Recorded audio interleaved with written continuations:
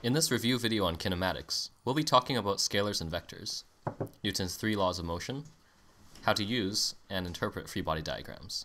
We'll also cover basic momentum and collisions, and finally, work as well as power. So both scalar and vector measurements have magnitude. However, the biggest difference is that vectors also have direction. Speed, for instance, is a scalar. Its vector counterpart is velocity, which has direction and magnitude. Displacement is shown by s, is also a vector, whereas the equivalent scalar is distance. Acceleration is also a vector, but it doesn't have any equivalent scalar quantities. That's the same with forces, no scalar equivalents. Work and power are also scalar quantities, and as are time and energy. They have no vector counterparts either. Notice how all the vectors have arrows of the letters. This is to denote the value is a vector.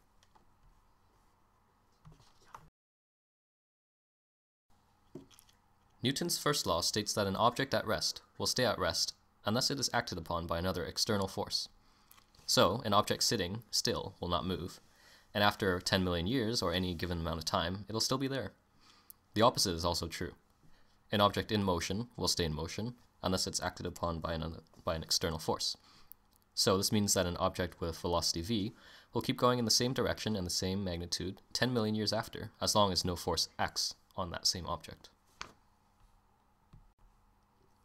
Newton's second law states that the resultant force, or the net force of an object, is equal to the rate of change in its momentum. In other words, F is equal to delta P over delta T. But since momentum is equal to mass times the change in velocity, we can rewrite F equals delta P over delta T as F equals m times delta V over delta T. And because delta V over delta T is equal to the acceleration of the object, thus we get what we know F equals ma. This is what we commonly know as his second law. Newton's third law states that for every action or force, there's an equal and opposite action or force. One way to prove this is the fact that you are still when you're standing on the ground.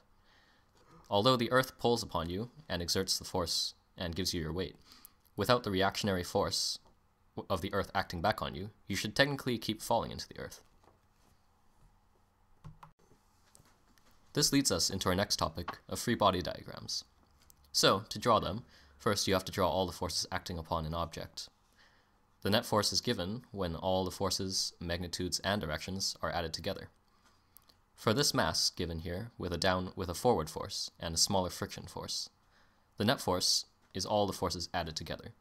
Since the weight and the normal force cancel, this leads the net force to be simply the forward force minus the frictional force.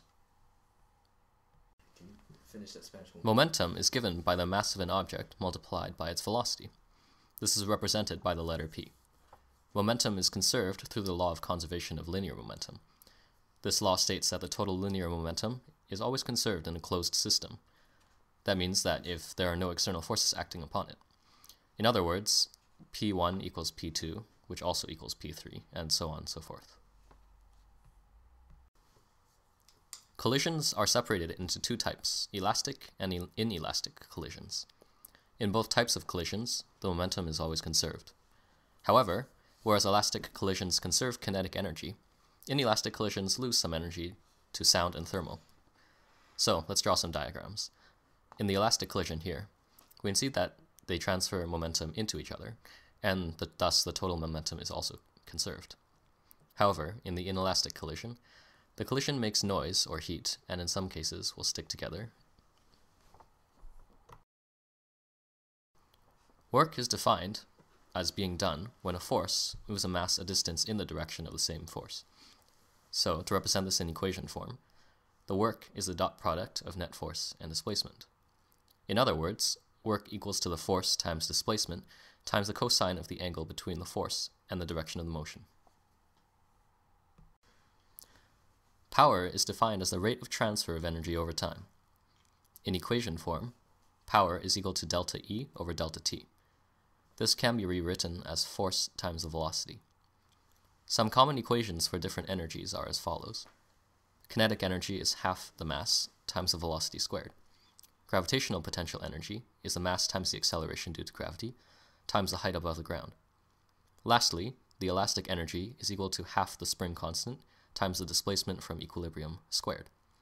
These are equations for different types of energy.